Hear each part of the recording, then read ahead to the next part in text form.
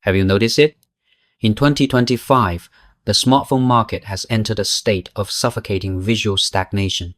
When you walk into a store and cover those flashy logos, you will be struck by an unsettling realization.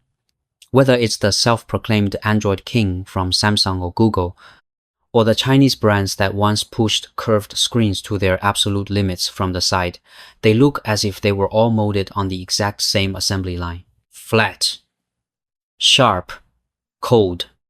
The jade-like organic curves that once defined the industry seem to have vanished overnight, discarded like relics of a forgotten era. Since the birth of the first iPhone, smartphone design has been an 18-year power struggle between the square and the circle. Why? In an era where Apple has sustained its flat-edge design for several generations, is the entire industry following suit with such obsessive uniformity? Today, we are peeling back the layers of a hidden aesthetic war within Apple. This is not just about a fleeting trend. It is a 20-year saga of the struggle between Jony Ive's circle and Steve Jobs' square. Chapter 1. Jony Ive's circle. The warmth of Braun. Let us rewind the clock to 2007.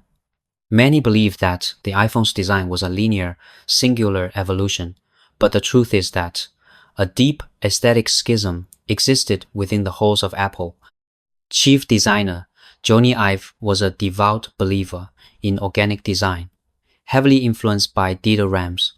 Ive pursued a philosophy where industrial products should not feel like code machines, but rather like natural objects like pebbles in a stream, devoid of unnecessary gaps, as if they were born rather than manufactured.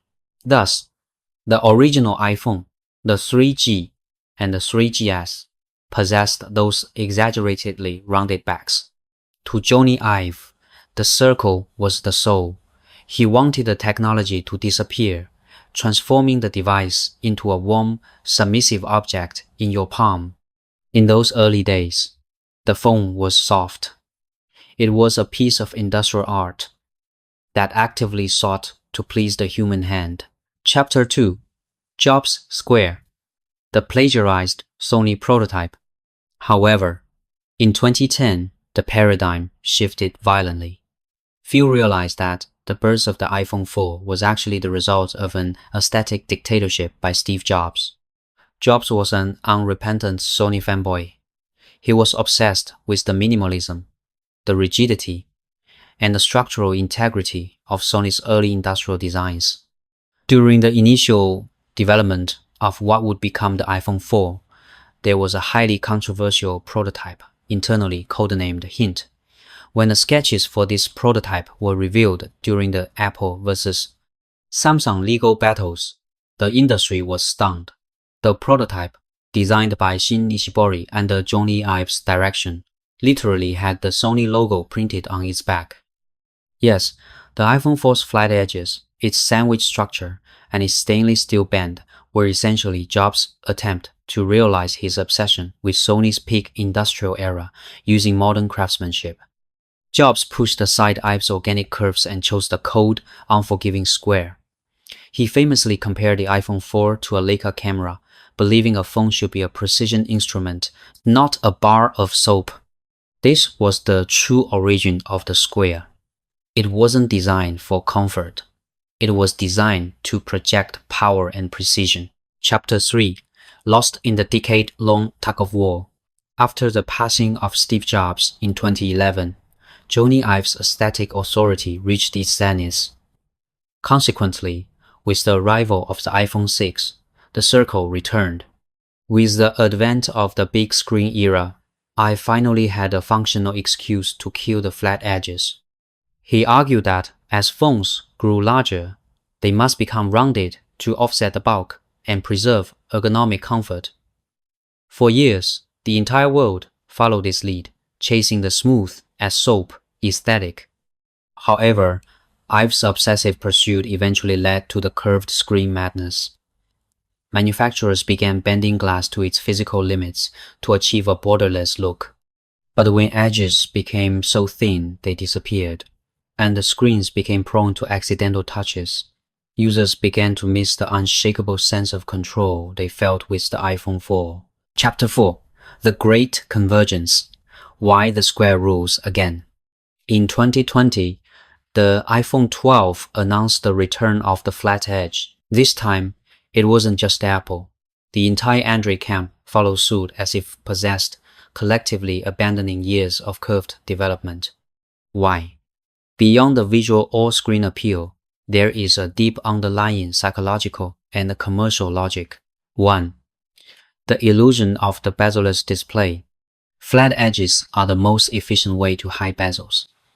A curved edge creates a visual collapse at the periphery, while a flat plane allows for an equal, razor-thin border around the entire screen.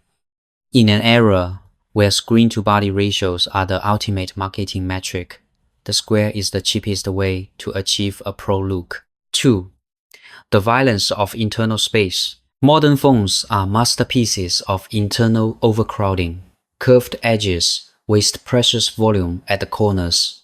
To accommodate massive camera sensors and fast-charging batteries, flat edges allow motherboards and battery cells to fill every possible cubic millimeter. 3. The path dependency of premiumness. This is the most brutal truth. In the language of consumerism, the square defined by the iPhone has become synonymous with expensive, flagship, and precision. Manufacturers have stopped chasing feel and have started chasing marketability. On a screen, in a photograph, or on a shelf, a flat edge looks like an expensive instrument. A curved edge, by comparison, looks like a toy. Chapter 5. Critique. The mediocrity of homogeneity. This industry-wide mimicry is essentially an overconsumption of Jobs' Sony-esque aesthetic. We see manufacturers spending 40 minutes in a keynote explaining a flat edge frame that is, in reality, no different from the iPhones. This is the laziness of innovation. While the visuals are sharp, the stinging sensation in the user's palm has become a heavy aesthetic tax we pay for this perceived premiumness. Today's phones are becoming clones, the same screens on the front, the same flat edges on the side. They have lost the organic vitality of Jony Ive's early work, and they have lost the diverse, vibrant spirit of the Nokia Lumia or HTC era. We are entering an age of aesthetic colonization. As long as Apple defines the shape, the rest of the world follows. Chapter 6. The iPhone Air, the return of Ive's ghost. That is, until we saw the iPhone Air, the emergence of this device feels like the return of Jony Ive's ghost. Through extreme thinness, it attempts to reunite curves with the software interface once more. It is an attempt to break out of the cold, rigid, square prison left behind by Steve Jobs. History is a spiral. When the whole world has completed its transition to the square, that aesthetic reaches its dead end. When the premium look becomes common, it ceases to be premium. The person who dares to make the circle feel high-end again will be the pioneer of the next era. Conclusion. A question for the soul. So, this 18-year war between the square and the circle has no winner.